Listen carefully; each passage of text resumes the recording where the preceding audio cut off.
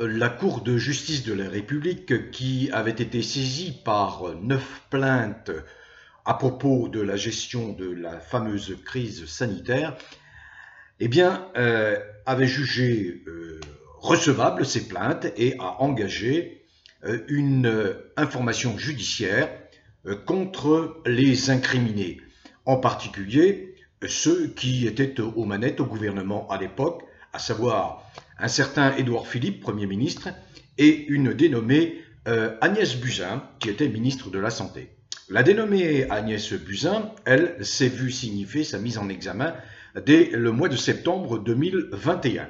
Et nous apprenons donc que, à présent, c'est au tour de Édouard Philippe qui, lui, bénéficie dans un premier temps d'un petit traitement de faveur. Ça n'est pas une mise en examen, mais c'est en quelque sorte une mise en examen qui ne veut pas dire son nom, c'est-à-dire qu'il est placé sous le régime du témoin assisté. Pourquoi entamer mon propos aujourd'hui, qui sera bref, sur ces questions relatives à la crise sanitaire, et je vais bien faire attention de choisir les bons mots, les bonnes expressions pour ne pas tomber sous le couperet de la censure qui est là, qui veille en permanence sur les plateformes dites d'information. Alors pourquoi? Parce que ça avance.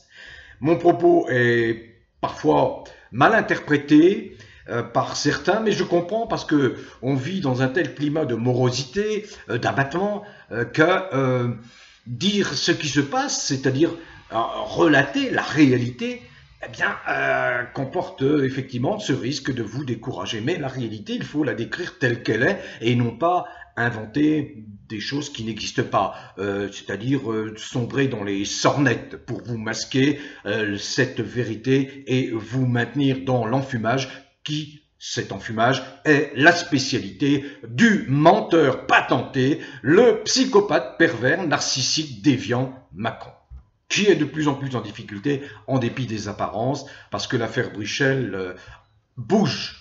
Mais je ne peux pas en parler aujourd'hui. Il y a une information extrêmement importante. Le Conseil de discipline de l'Ordre des médecins, la chambre disciplinaire en réalité de première instance d'Île-de-France de l'Ordre des médecins, a lavé totalement l'honneur du professeur Christian Perronne.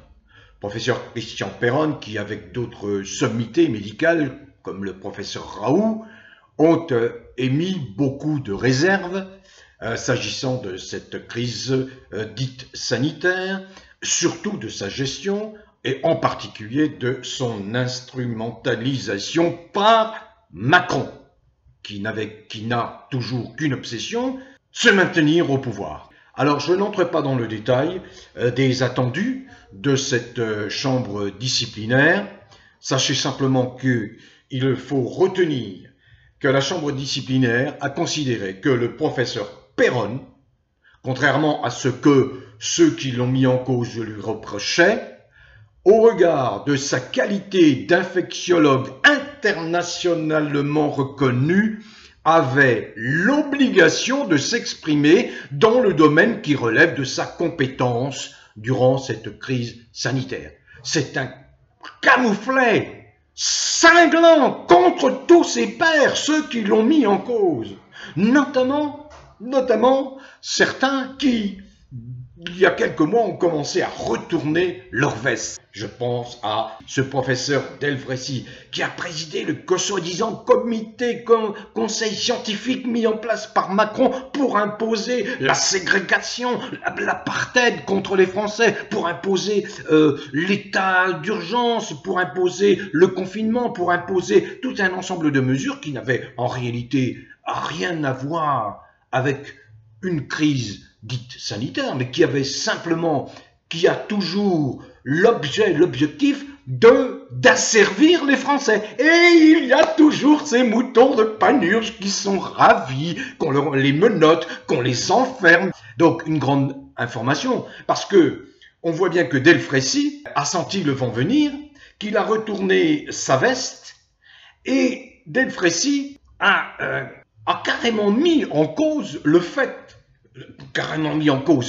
gouvernement français, Macron en particulier, sans toutefois le nommer, en disant que, eh bien, ils avaient été instrumentalisés. Mais que n'ont-ils réagi au bon moment pour éviter tous ces dégâts, ces désastres, le chaos qui règne aujourd'hui en France?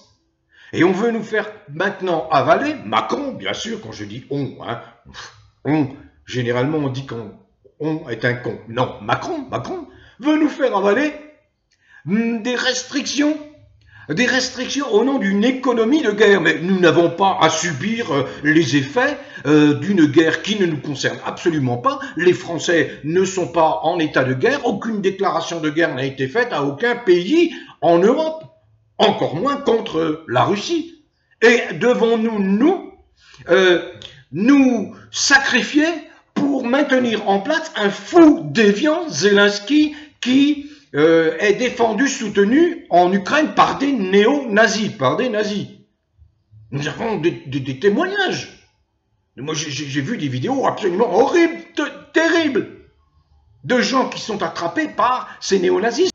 Alors que vous voyez qu'il y a quelques semaines, on a vu la mise en examen du garde des Sceaux, ministre de la Justice, lui-même, pour conflit d'intérêts. Vous imaginez? Est-ce que ces gens ont droit à un respect? Est-ce qu'ils bénéficient d'un quelconque crédit? Pas du tout. C'est bien cela qu'il faut combattre, et c'est bien pourquoi des organisations ont lancé, il y a énormément de plaintes, hein.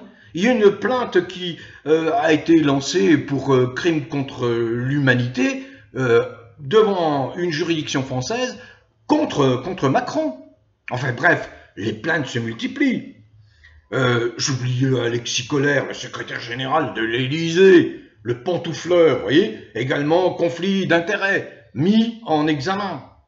Et donc là, Édouard Philippe, qui est mis en examen, bon, sous une manière adoucie, en étant placé sous le régime du témoin assisté à propos de cette gestion de la fameuse crise sanitaire. Donc, eh bien, la justice avance malgré tout. Certains ont senti le vent venir, comme le Delfrécy, qui a collaboré, qui était un complice de Macron, mais qui a pris ses distances. Pendant ce temps, que se passe-t-il à l'Assemblée nationale? Devinez.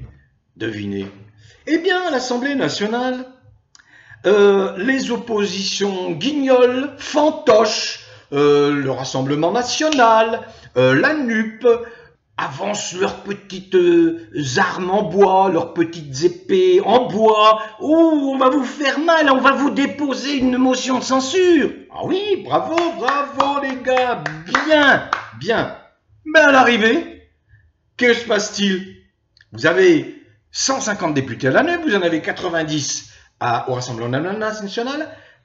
Un camp comme l'autre dit, on dépose une motion de censure, mais on ne votera pas celle du Rassemblement national, et échange de bons procédés, le Rassemblement national dit, ah ben non, nous, on ne votera pas la motion de censure déposée par la NUP. Tout ça à propos du budget. Un budget absolument délirant, scandaleux, honteux, présenté par Madame Borne. Madame Borne, vous savez, vous connaissez. Oui, elle est première ministre, hein. Non, premier, je sais plus, hein. On dit quoi pour Madame Borne? Elle est tellement les doigts sur la couture du pantalon qu'on devrait dire Madame Macron-Borne.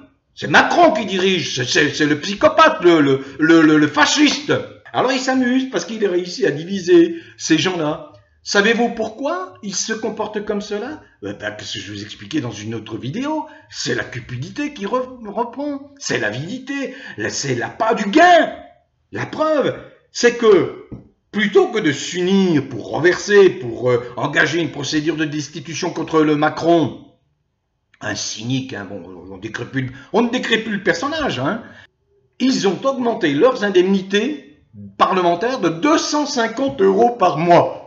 Alors je vous assure, quand vous avez des gens qui sont au RSA, qui tirent le diable par la queue, qui ne vivent qu'avec des miettes, qu'on laisse sur le bord du chemin parce qu'on veut que la France se paupérise, s'appauvrisse, qu'elle devienne un pays en complet délitement social, Eh bien, ces députés, y compris les nouveaux là qui sont arrivés, hein, ils découvrent le confort, hein, les ors de la République, les ors également de la Chambre, etc., etc. C'est pour ça qu'il faut arrêter avec tout ce système. Il n'a plus aucun sens. Il ne représente plus la population, pas du tout.